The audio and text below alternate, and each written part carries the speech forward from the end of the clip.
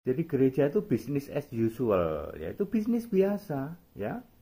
Kalau menguntungkan, ya menguntungkan lanjut. Kalau tekor rugi, ya dijual. Bisnis biasa kok, ya.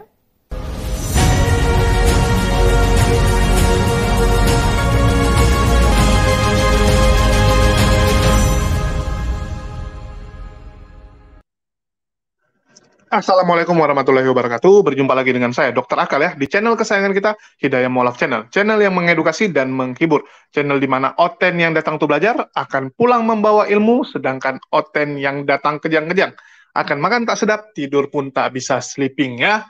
Dan di kesempatan kali ini kita akan membahas tentang gereja yang banyak bangkrut ya.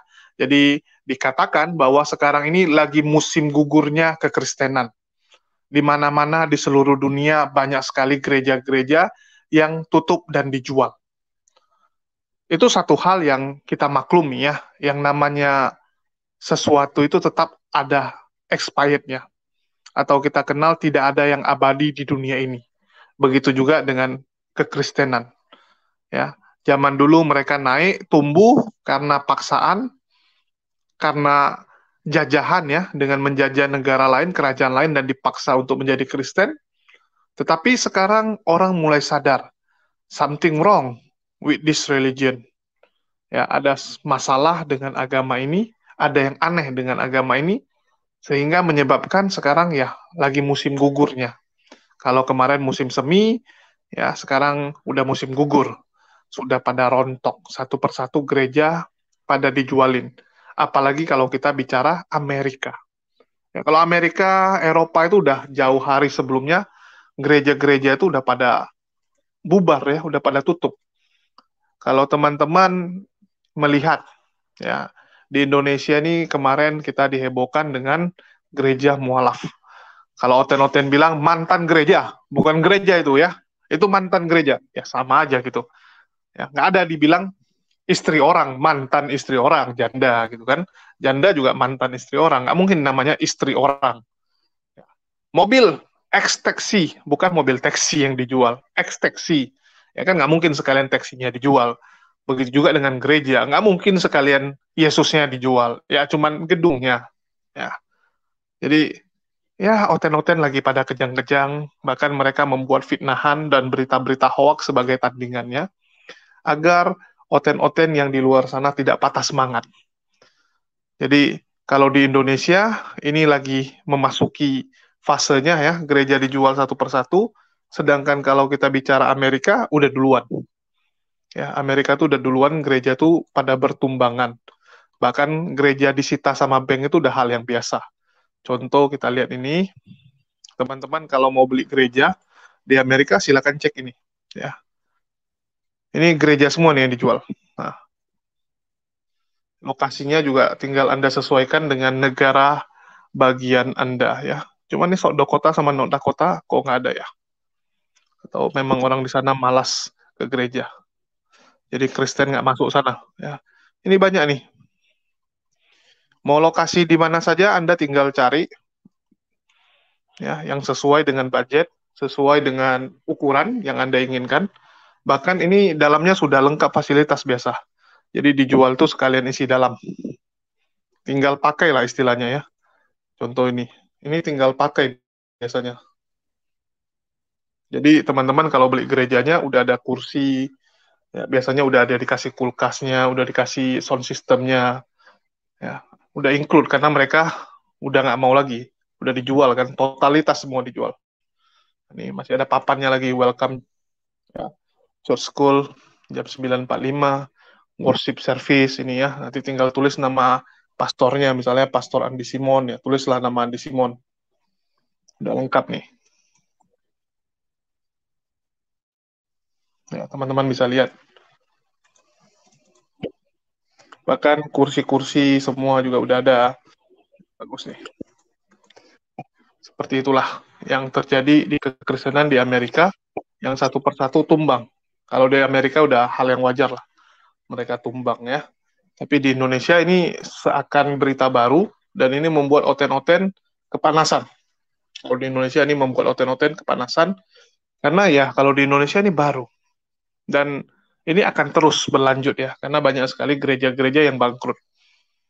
Kepemilikan gereja nama sendiri, ya tinggal dijual saja.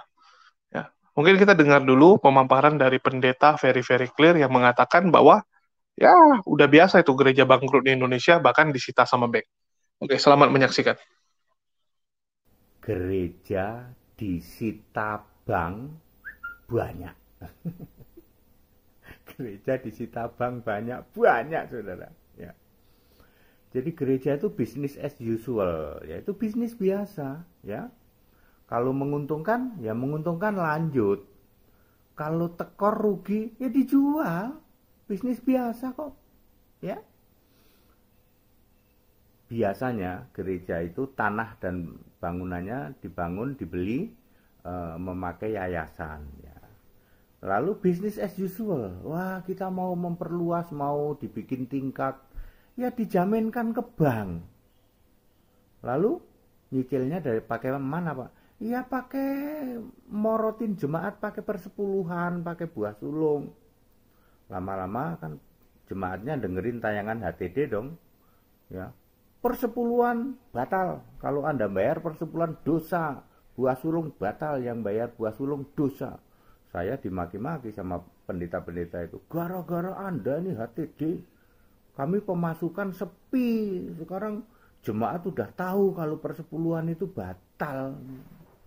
Lalu ya kami nggak bisa bayar sewa, nggak bisa bayar cicilan ke bank. Terus ya disita sama bank. Serius Pak, ada kasus gereja disita banyak. Ya. Kelapa Gading itu gereja yang besar itu disita sama bank. Ya, dia meningkat bikin berapa lantai itu, ya. Ya, jadi bisnis as usual, ya. Kalau menguntungkan lanjut, kalau tekor, iya dijual lah, ya. Cuman dijual itu sebaiknya memang atributnya dicopot, ya. Saya prihatin ya, ada mu'alaf yang saya mengatakan bagaimana, terus nggak ada bedanya sama Saifuddin Ibrahim, ya. Mestinya kan Pak Pendeta, ini gereja mau kami beli supaya tidak menjadikan kehebohan, tolong atributnya dicopot-copotin dulu, mestinya kan begitu ya. Ya, saya waktu membeli rumahnya Pak Haji, waktu membeli bengkelnya Pak Haji ini punya anak buah, supaya tidak menjadi kehebohan, saya bilang Pak Haji tolong itu tulisan-tulisan Arab dicopotin dulu, karena ini nanti akan sebagai yayasan Kristen. Ya, dilihatin anak buah.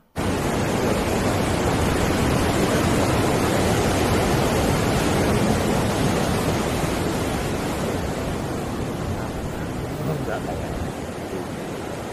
Kepada saudara-saudaraku,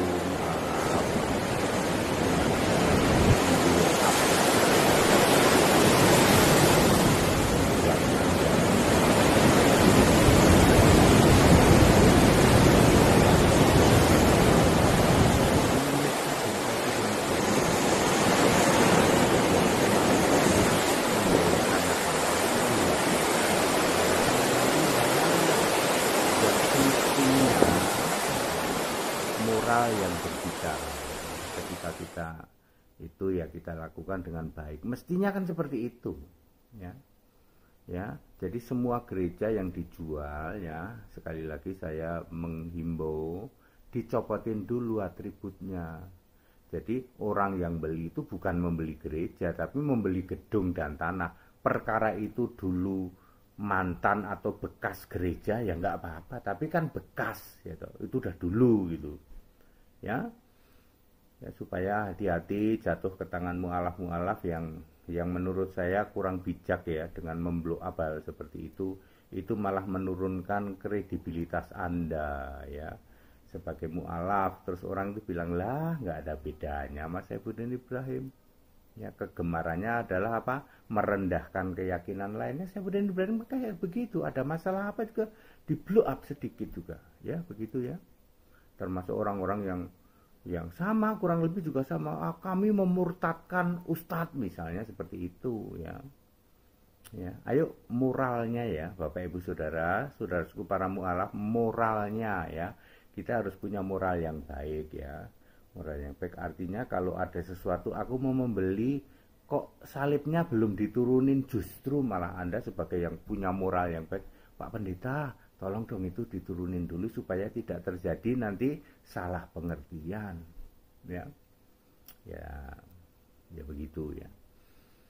Terus biasanya gereja yang tanda-tanda bangkrut, ini kalau gereja besar, pendetanya main politik, Pak. Mendukung satu calon tertentu dengan harapan dapat gelontoran uang. Sudah banyak kan hal seperti itu di Kelapa Gading, ada gereja besar itu mendukung salah satu calon begitu ya pada waktu kontestasi di politik. Dapat gelontoran duit banyak ya toh, MM-an. Tapi calonnya kalah, ya nggak tahan lama, bangkrut. Akhirnya apa? Disita bank juga. Kalau Anda dengar di Kelapa Gading itu ada gereja besar yang disita bank, ya. Ya seperti itu kondisinya. Ya sebentar lagi juga ada yang gereja besar dijual itu di mana itu? Ya nggak jauh-jauh dari situ. Ya, lihat aja kalau ada pendeta mulai main politik, itu udah mau bangkrut itu ya, karena sumber penghasilan yang namanya persepuluhan buah sulung udah nggak ada ya. Terus misalnya tayangan televisi ya juga sudah tidak ada, donasi-donasi yang lain juga mulai berkurang. Karena apa? Karena berita tentang kebenaran Injil Kristus yang kami beritakan ini sudah mulai masuk ke gereja-gereja. Iya ya, Allah itu esa ya, Yesus Kristus ya, Tritunggal itu cuma doktrin karangan manusia, sudah kayak begitu ya. Jadi tidak bisa seperti dulu lagi ya. Malah belakangan ya gereja-gereja memakai yang namanya itu tadi, para murtadin ya, dimanfaatkan, suruh koar-koar. Nah giliran kesandung hukum, lemparlah ke luar negeri. Yang sekarang seperti Syahbudin Ibrahim nggak ketangkep-tangkep loh ya, karena lari ke sana ya. Terus ini akan disetting terus begitu. Kalau ada murtadin-murtadin akan begitu ya. Ya, teman-teman udah lihat ya, bagaimana pendeta HTD menjelaskan kalau pendeta HTD ini memang pendeta yang jujur gitu ya, sehingga dia banyak tidak disukai, banyak oten-oten yang nggak suka dengan dirinya, karena dianggap terlalu jujur gitu kepada khalayak umum. Dia bilang ada beberapa hal itu harusnya kita rahasiakan, jangan sampai orang tahu, malu kita gitu. Ya, kalau bagi pendeta HTD, ngapain disembunyikan gitu, memang kenyataannya. Jadi kepemilikan gereja ini nama pribadi, nama yayasan ya. Yayasan yang notaben ada ketuanya, dan ketuanya ya bisa jual juga. Ini membuat ya gereja itu seperti bisnis, nggak cocok tutup. Ya. Yang di Kelanten kemarin tuh kan gitu, dia buka cabang tuh, gereja Kerasulan Baru Klaten. Rupanya nggak ada jemaatnya, jemaatnya pada nggak mau beribadah di sana. Ya udah, lama-lama tinggal 4 orang, ditutup sajalah gerejanya, nombok. Ya. Begitu juga dengan gereja-gereja yang lain, banyak gereja-gereja ngetes-ngetes buka cabang, lupanya nggak laku, ya udah tutup. Antara tutup, ya karena cuma sewa ya tinggal tutup. Kalau sewa tinggal tutup. Tapi kalau yang gedung sendiri, ya mau nggak mau dijual. Kalau yang punya sendiri kan. Contohnya rumah anak terongnya Wak Labu. Kita nggak usah ambil jauh-jauh lah. Kita bilang rumah anak terongnya Wak Labu. Ya. Ini rumah anak terong Wak Labu sekarang lagi bangun. Bentar lagi siap. Rumah anak terang menampung anak-anak yang gelap-gelap. Oke? Nanti seiring waktu, suatu saat channel Rudy juga pasti akan nggak ada lagi. Akan redup. Ya, nggak mungkin selamanya channelnya Wak Labu itu ada. Ya bisa jadi Wak Labu udah nggak ada di dunia ini, sudah ya berpaling gitu ya, kembali ke neraka. Ya, Wak Labu sudah kembali ke neraka, maka nggak ada yang meneruskan. Tiba-tiba istrinya pusing gitu kan, waduh ini gimana nih biaya hidup, nggak ada cukup uang untuk anak kuliah. Ya, anaknya sekarang masih kecil, nanti waktu udah masuk usia kuliah, karena nggak ada duit, ya udahlah dijual aja lah rumah anak terang nih, atau dijaminkan ke bank, diambillah modal atau diambil KPR sama istrinya ya untuk buka usaha. Jadi istrinya mungkin buka kafe atau jualan ya, dengan mengagungkan dia punya sertifikat rumah anak terang. Terus nggak kebayar, ya disita bank lah kalau nggak bisa bayar. Ya, belum lagi mungkin istrinya udah nggak mau pusing, udahlah aku jual aja sekaligus, uangnya aku pakai untuk biaya hidupku sampai meninggal. Itu kan punya pribadi, punya Rudy ya terserah istrinya lah, istrinya, keluarganya, ya terserah Rudy mau dijual atau diapain. Jadi memang problem di kekristenan tuh ya itu terlalu gampang untuk menjual aset milik gereja karena namanya semua pribadi. Itulah kemarin kita bahas kenapa kekristenan tidak meniru cara Islam yang lebih benar, yaitu wakaf. Nggak bisa sembarangan. Mau dijual pun nggak boleh, nggak bisa.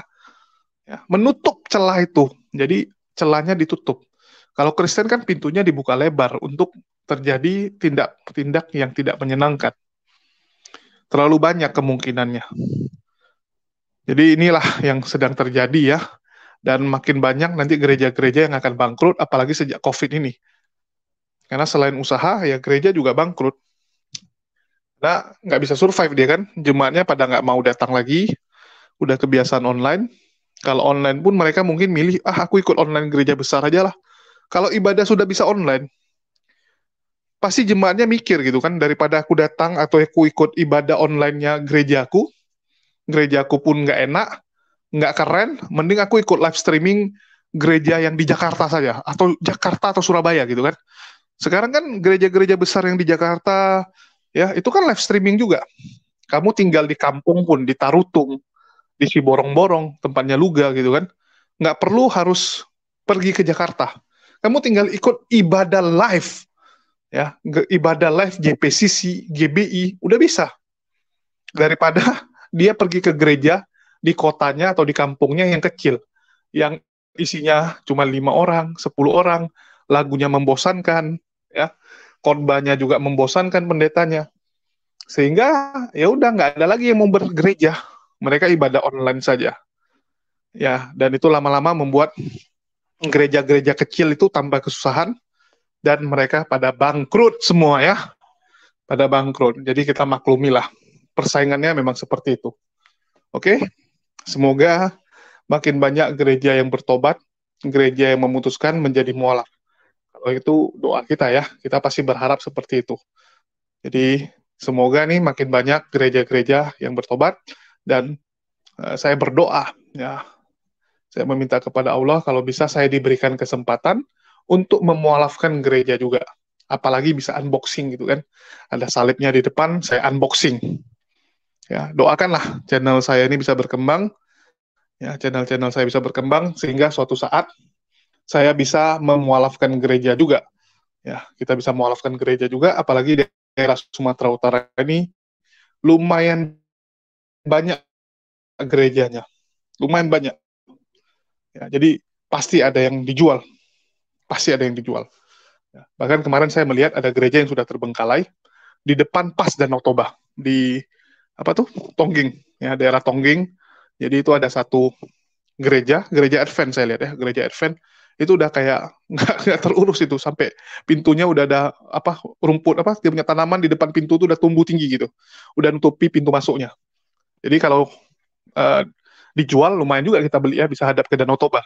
Tapi masalahnya nggak ada umat Muslim di sana, nggak ada orang Islam di situ. Ya. Kita harus memualafkan dulu oten-oten yang ada di sana, baru nanti kita dirikan masjid atau gereja tersebut kita beli, sehingga bisa jadi lama-lama orang-orang di Sumatera Utara ini pada bertobat juga ya, pada tahu kebenaran. Ya, doakanlah, ya doakan. Ya, makasih buat teman-teman semua. Ya, di akhir kata saya ucapkan wassalamualaikum warahmatullahi wabarakatuh. Salam, ya, salam tobat bagi para oten-oten. Semoga Anda makin bisa sadar.